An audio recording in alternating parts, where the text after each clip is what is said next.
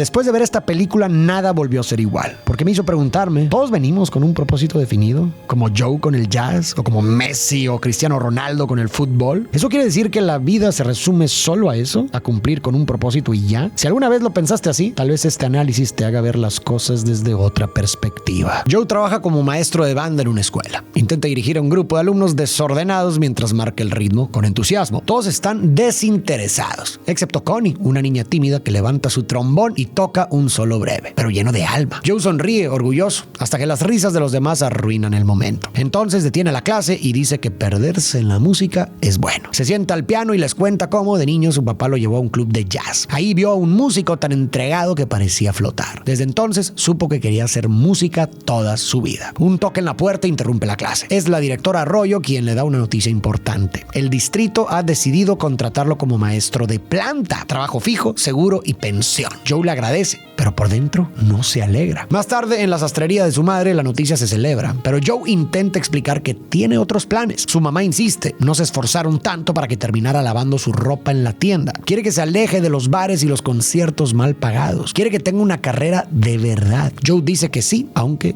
no lo siente. Entonces suena el teléfono. Es Curly, un exalumno que ahora es baterista profesional. Le cuenta que toca con Dorothea Williams, una leyenda del jazz, y que necesitan un pianista para esa misma noche. Joe se llena de emoción, corre por las calles de Nueva York esquivando todo a su paso. Llega al club y entra con respeto. Dorothea lo llama al escenario, sin rodeos. Joe se sienta nervioso. Empiezan a tocar, Joe duda, pero luego se suelta. Cierra los ojos y deja que sus dedos hablen. Por un momento se olvida del mundo. Está en la zona. Cuando abre los ojos, cree que lo arruinó, pero Dorothea le dice, consíguete un buen traje. Esta noche tocas con nosotros. Joe explota de alegría. Sale a la calle y grita de emoción, pero va tan distraído que cae en una alcantarilla abierta. El golpe lo lanza a una cinta brillante. Ya no es un cuerpo, es un alma luminosa. A lo lejos, una luz blanca lo llama. Es el gran después. Pero Joe se niega. No puede morir hoy. Corre entre las demás almas, desesperado, hasta que cae otra vez. Pero no al más allá. Aterriza en un lugar distinto. Un prado colorido y lleno de pequeñas almas nuevas. Un ser llamado Jerry aparece y con voz amable le explica que no está en el cielo ni en el infierno. Está en el gran antes, el lugar donde se forma cada nueva alma. Joe, confundido, pregunta si está muerto, pero uno de los Jerry le dice que no. Su cuerpo está en una especie de espera. Luego lo llevan al seminario del Yo, un lugar donde las almas reciben su personalidad antes de ir a la tierra. Joe ve cómo se asignan rasgos como nervioso, distraído, entusiasta y pregunta cómo llegan al mundo. Le señalan un portal. Él intenta saltar, pero rebota. Por error lo asignan como mentor. Joe aprovecha para evitar ser enviado al gran después. Le explican que las almas necesitan encontrar su chispa antes de bajar a la tierra y los mentores están para ayudarlas. Joe idea un plan. Si logra que un alma consiga su chispa, tomará su pase para volver a su cuerpo. Roba la placa de un tal Dr. Borgenson, se infiltra en el programa y lo emparejan con el alma número 22. 22 ha tenido cientos de mentores. Gandhi, Lincoln, Teresa de Calcuta, Mohamed Ali, y ninguno logró que quisiera vivir. Ahora le toca a Joe. Desde el inicio, 22 lo trata con sarcasmo y burla. En medio de su interacción, terminan dentro del museo del Dr. Borgenson, lleno de recuerdos, logros y premios. 22 propone fingir que lo intentaron y cada quien a lo suyo. Dice que ya sabe todo sobre la Tierra y que no vale la pena. Entonces Joe le confiesa que no es un verdadero mentor. 22 se burla, pero al activar un escáner aparece el verdadero museo de vida,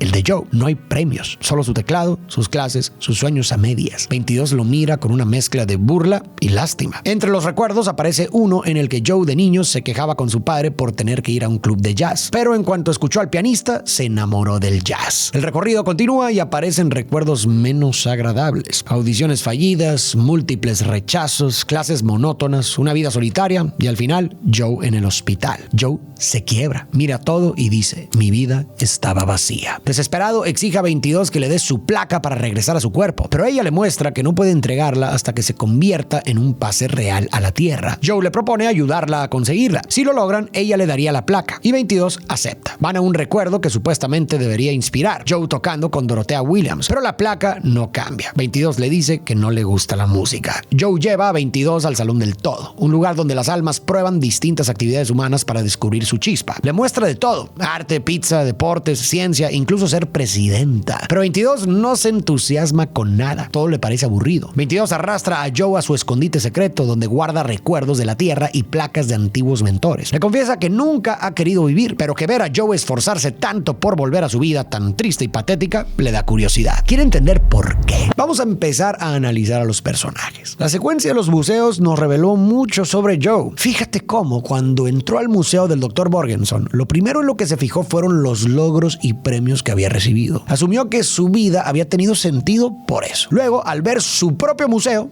comparó su vida con la del doctor y se sintió decepcionado. Solo se enfocó en que no logró lo que quería como músico y con eso le bastó para concluir que su vida no había significado nada. Joe ha llegado a creer que encontrar la chispa es lo mismo que tener un único propósito y que una vida solo vale la pena si logras cumplirlo. Para él, ese propósito es el jazz y como no logró triunfar como músico profesional, siente que su vida no tuvo sentido. Todo ha quedado en segundo plano frente a esa idea fija de que su vida solo vale si toca jazz profesionalmente. Por eso está tan empeñado en regresar a la Tierra. Tocar en ese concierto, según él, le daría sentido a todo. Ahora pasemos a 22. A diferencia de Joe, 22 no siente pasión por nada. Parece que no le interesa vivir. Tiene una actitud arrogante, burlona, como si nada le importara. Pero muchas veces, cuando alguien se muestra así, lo que está haciendo en realidad es esconder una inseguridad. Si observamos con más cuidado, podemos notar que 22 está a la defensiva. Aunque diga que no quiere vivir, en el fondo sí le importa. Lo que pasa es que tiene miedo. Cree que va a fallar. Ponte a pensar, 22 fue emparejada con figuras históricas que lograron cosas enormes. No se identificó con ninguno de sus mentores. Y para colmo, en lugar de ayudarla, la critican, la regañan y le hacen sentir que si no aspira a algo grande, entonces no vale, que si no es como ellos, no merece vivir. Y claro, si esa es la única forma válida de existir, empieza a creer que no está hecha para la vida. Y este tema de las figuras históricas me dejó pensando bastante, porque es común usarlas como ejemplo para inspirar. Y tiene lógica, son personas que hicieron cosas importantes y marcaron una diferencia. Claro que puede ser útil mirar hacia ellas, ver de lo que fueron capaces y preguntarnos qué podríamos hacer nosotros. Para muchos eso puede ser motivador, pero también me pregunto, ¿y qué pasa con quienes no tienen esa ambición? Con quienes no sueñan con hacer algo gigante. Porque muchas veces cuando hablamos de estas grandes figuras lo hacemos reduciendo su vida a lo que lograron públicamente, a sus grandes hazañas, como si todo lo demás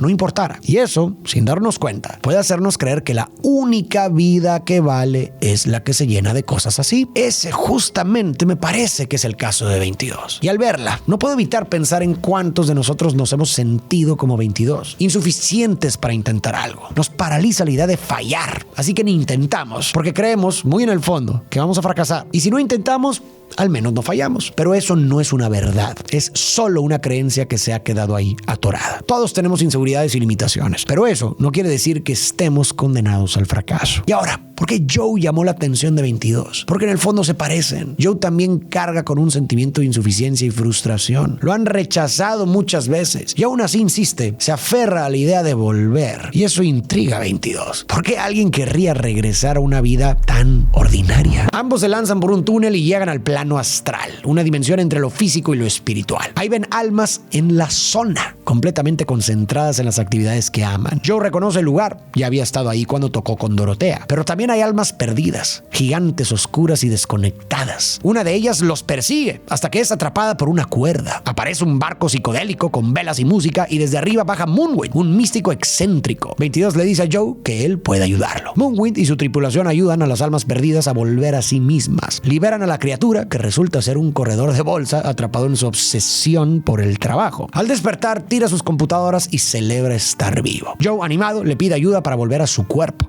Moonwind acepta. A bordo del barco, Joe pregunta dónde están sus cuerpos si sus almas están en el plano astral. La tripulación le responde. Unos están meditando, otros tocando música, y Moonwind en realidad está en Nueva York haciendo malabares en la calle con un cartel. Cuando pasan junto a muchas almas perdidas, Moonwind le explica que no son tan distintas de las que están en la zona. La pasión puede convertirse en obsesión y eso desconecta de la vida. Él mismo, dice, estuvo perdido por culpa del Tetris. Moonwind y el plano astral nos acaban de revelar otro de los temas centrales de la película.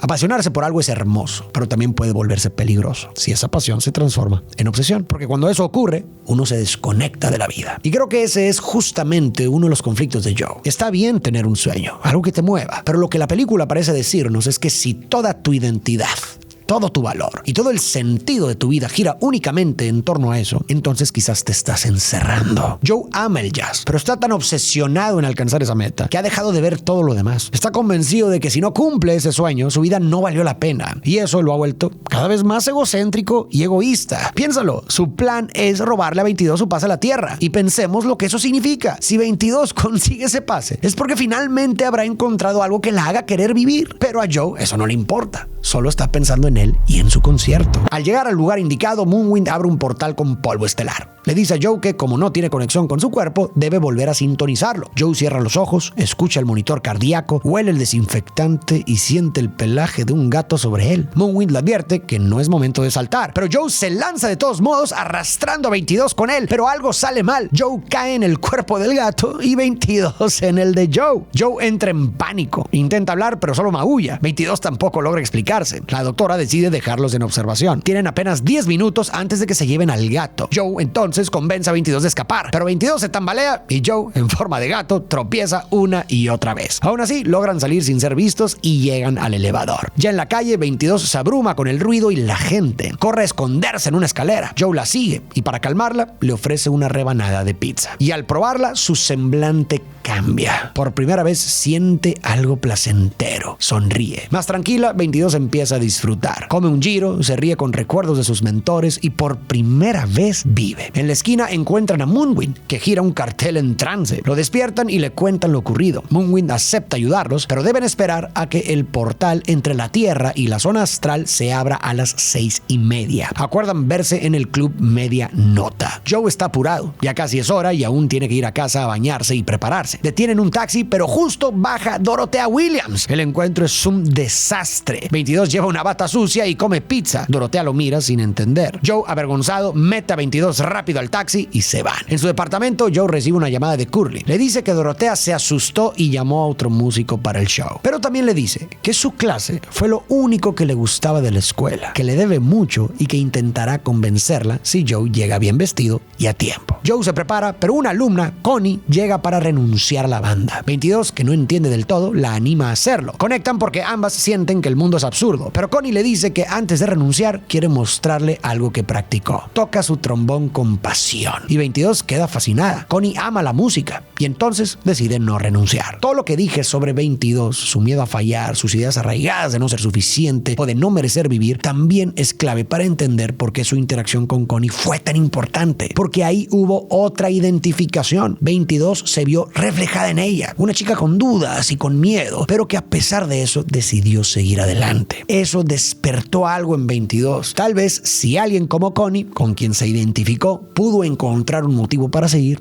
entonces tal vez ella también pueda hacerlo. 22 regresa con Joe y le pregunta por qué Connie cambió de opinión. Joe le dice que es simple, ama la música, es lo suyo. Intrigada, 22 acepta ayudarlo a prepararse, pero con una condición. Quiere seguir explorando. Tal vez pueda encontrar algo que también le guste. Joe acepta. Entonces 22 se baña y se viste. Joe, en el cuerpo de gato, intenta arreglar el cabello de 22, que está en su cuerpo, con una máquina, pero tropieza y lo arruina. Con el tiempo en contra, corren a la barbería de Des, un viejo amigo. Joe le explica a 22 que es el único con quien habla, pero le pide que esta vez solo escuche. 22 no le hace caso. Habla con soltura, demuestra todo lo que ha aprendido y cautiva a todos. Reflexiona sobre cómo uno sabe si nació para algo o si eligió lo equivocado. Muchos se identifican. Des confiesa que quería ser veterinario, pero cuando su hija enfermó, eligió barbería por ser más accesible. Y, aunque no era su plan, es feliz. Al final, deja el corte impecable y, entre bromas, dice que puede que no haya inventado las transfusiones de sangre, pero definitivamente está salvando vidas. Antes de despedirse, Des agradece haber tenido, por fin, una conversación que no fuera sobre jazz. Y aquí vimos otra evidencia más de cómo la obsesión de Joe por el jazz lo ha llevado, quizás sin darse cuenta, a ser egoísta. Joe dijo que él y Des han sido amigos por años, pero después de la conversación con 22 quedó claro que en realidad no lo conocía. Nunca se interesó por su vida. Todo lo que habían hecho era hablar de Joe y del jazz. Joe se ha desconectado de la vida que sí tiene y de las personas a su alrededor, porque está completamente consumido por la idea de que su existencia solo vale si logra una sola cosa. Y cuando uno se aferra tanto a una sola versión de lo que cree que debería ser su vida, corre el riesgo de no ver todo lo demás que ya está. Por otro lado, me encantó la conversación con Des, porque parece sugerir algo que la verdad yo también creo, por lo menos hoy en 2025. No pienso que el propósito de la vida sea algo fijo, predeterminado, ni una sola cosa que uno tiene que encontrar como si fuera un tesoro escondido. Más bien, creo que es algo que se va construyendo, que está hecho de muchas partes, no de una sola, y que lo vamos descubriendo con el tiempo, con las experiencias, a veces por accidente y otras después de muchos años. Des, por ejemplo, siempre quiso ser veterinario, pero la vida lo llevó por otro camino. Terminó siendo barbero, y uno muy bueno, que además de cortar el cabello, logra conectar y crear un espacio donde la gente se siente vista y escuchada. ¿Eso significa que falló en su propósito o que simplemente lo redefinió? Tal vez nunca se trató de ser veterinario. Tal vez lo suyo era cuidar y acompañar. Y encontró otra forma de hacerlo. Des bromeó diciendo que no inventó la transfusión de sangre, pero que igual está salvando vidas. Y aunque lo haya dicho jugando, tiene razón, porque esa conversación que tuvo con 22 va a influir en que 22 empiece a sentir por primera vez un verdadero deseo de vivir. Y quién sabe,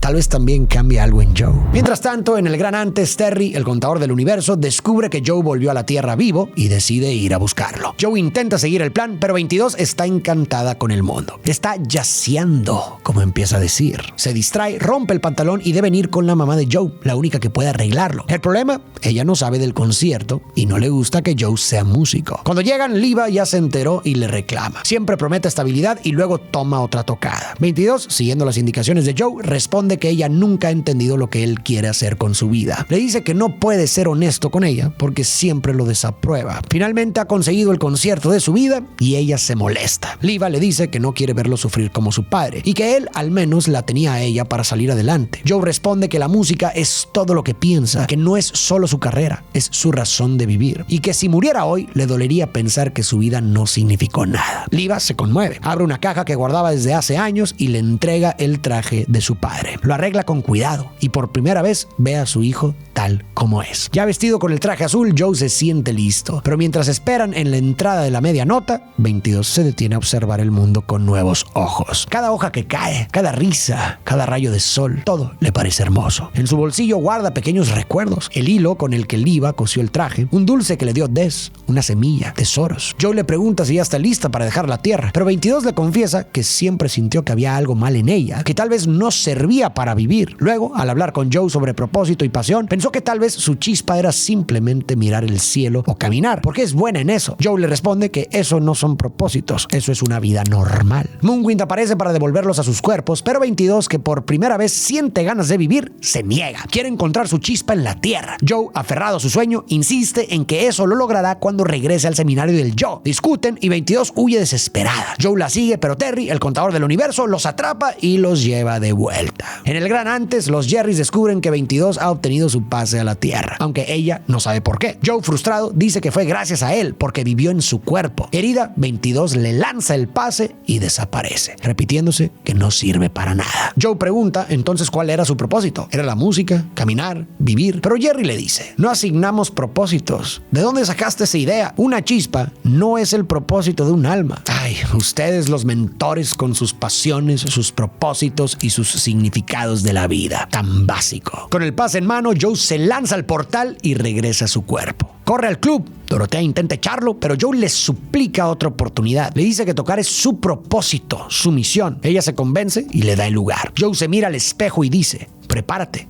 Tu vida está a punto de comenzar. El cuarteto brilla. Joe toca como nunca y reciben una ovación de pie. Su madre en el público lo mira con orgullo. Dorotea le da la bienvenida al grupo. Al final del show, Joe le pregunta a Dorotea qué sigue. Ella le responde, volver mañana y hacerlo otra vez. Pero Joe no se siente como lo esperaba. Pensó que este día cambiaría todo. Dorotea le cuenta la historia de un pez que busca el océano. Un pez viejo le dice que eso en lo que está es el océano. Pero el joven responde, esto es solo agua. Joe queda pensativo.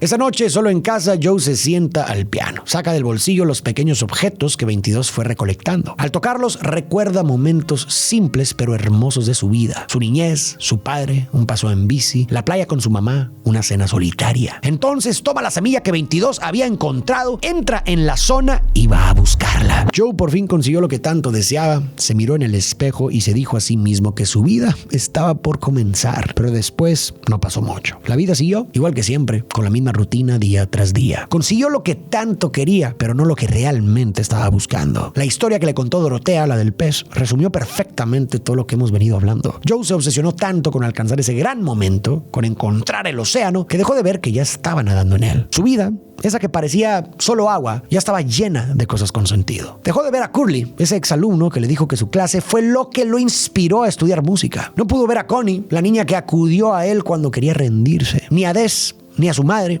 ni su nuevo vínculo con 22. Todo eso lo tenía enfrente, pero lo pasó por alto porque no se parecía al sueño que se había imaginado. Y me pongo a pensar si tal vez su verdadero propósito nunca fue el jazz, o al menos no solo el jazz. Solo que estaba tan convencido de que ahí estaba el sentido de su vida, que no se dio cuenta de que como maestro ya estaba haciendo algo increíblemente valioso. Tal vez su verdadero don no era solo tocar música, sino inspirar. Joe finalmente llegó a esa realización cuando tocó el piano solo en su departamento. Esta vez no vio solo jazz, ni se enfocó en lo que logró o no logró como cuando visitó el Salón del Yo. Ahora miró su vida con otros ojos. Se detuvo en esos momentos simples, su familia, una clase, una comida en silencio, una conversación cualquiera. Instantes que antes había descartado por no parecer importantes, ahora los valoró, porque entendió que eso también forma parte de la música. Joe encuentra a 22 atrapada en su dolor, convertida en un alma perdida, abrumada por todos esos sentimientos de no ser suficiente que ha cargado durante tanto tiempo. Joe vence incluso a una versión monstruosa de sí mismo y logra acercarse. Le entrega la semilla y le dice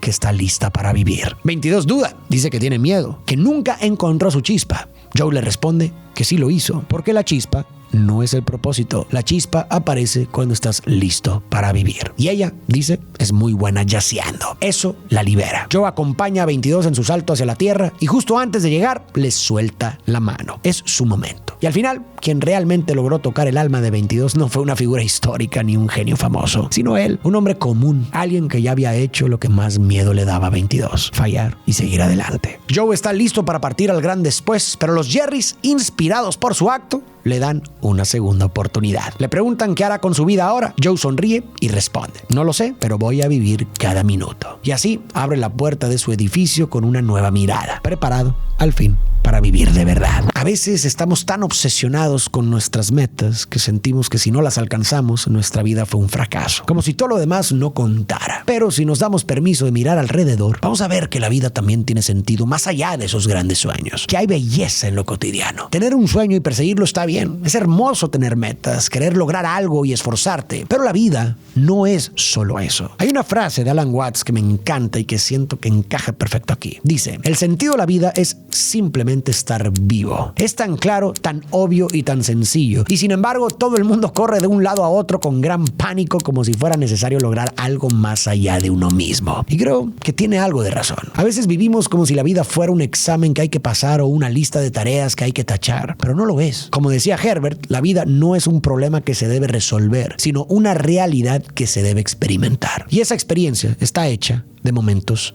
dulces, otros amargos, unos grandes, otros pequeños, pero todos necesarios. El sentido de la vida no es solo un momento brillante, sino el conjunto de todo lo vivido. Y hay algo más. Yo no creo que sea casualidad que el alma se llame 22, porque justo a esa edad muchas personas empiezan a preguntarse qué hacer con su vida, cuál es su propósito, si están a tiempo o ya se están perdiendo. Y si tú que estás viendo esto te identificas con 22, quiero decirte algo. Aunque no tengas claro tu propósito o tus propósitos, no necesitas esperar para empezar a vivir. Hay momentos en los que simplemente no sabemos hacia dónde ir, y eso está bien. No siempre hay que tenerlo todo resuelto antes de dar el primer paso. A veces basta con seguir la curiosidad, elegir un camino que te intrigue, aunque no sepas a dónde lleva. Y en ese andar, poco a poco, vas construyendo sentido. No todos venimos a ser genios, ni artistas famosos, ni revolucionarios, ni premios Nobel. No todos sueñan con eso, y no todos lo necesitan. A veces basta con tocar la vida de una sola persona, o con aprender a disfrutar tu propio camino, aunque nadie aplauda. Lo suficiente no siempre tiene que ser espectacular. A veces solo tiene que ser auténtico. No necesitas hacer algo gigante para merecer estar aquí. La vida no te exige grandeza, te pide presencia. Cada día cuenta.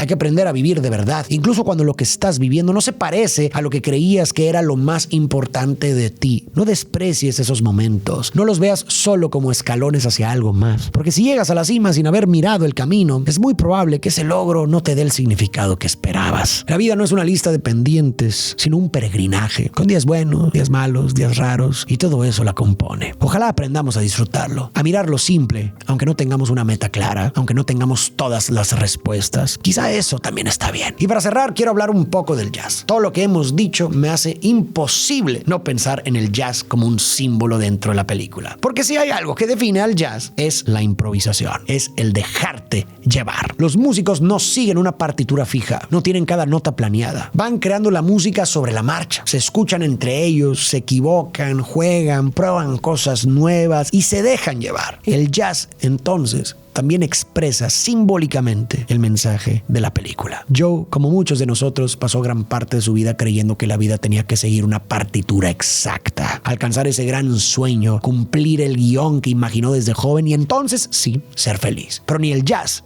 ni la vida funcionan así. La vida, como el jazz, se toca en el presente, se improvisa, no siempre suena como esperabas. A veces hay armonía, otras veces desorden. Hay silencios raros, notas que no encajan, pero todo eso también forma parte. Cada interpretación es única. No hay una forma correcta de tocar jazz, igual que no hay una única forma correcta de vivir. Y piensa en esto, el objetivo de cualquier canción, sea jazz o no es llegar al coro, ni al puente, ni a la última nota. El sentido de la canción está en su totalidad, en sentirla mientras suena. Con la vida pasa lo mismo. No se trata de llegar a un punto específico. Se trata de estar aquí, presentes, mientras la música suena. Y eso, como lo dijo 22, significa jazzear.